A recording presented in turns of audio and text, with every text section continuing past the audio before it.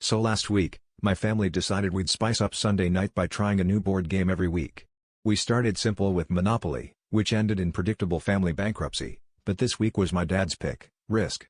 I thought, what could go wrong? Famous last words, because by the time we'd opened the box, my grandma had already declared herself supreme commander of the Allied forces and was negotiating with our cat, Pickles, for strategic purring support. Things got competitive fast. My little sister tried to build a fortress out of popcorn, claiming it was an impenetrable snack defense, while my mom insisted on rolling the dice in the kitchen for better luck.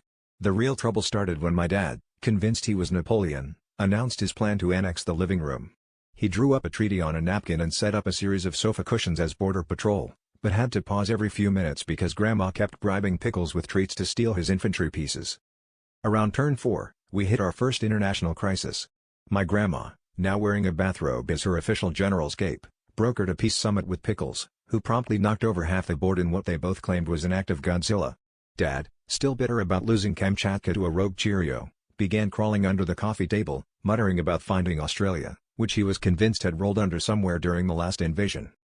Eventually, the game devolved into total chaos, popcorn everywhere, treaties written in crayon, and Pickles sitting smugly on a stack of cards labeled nuclear option.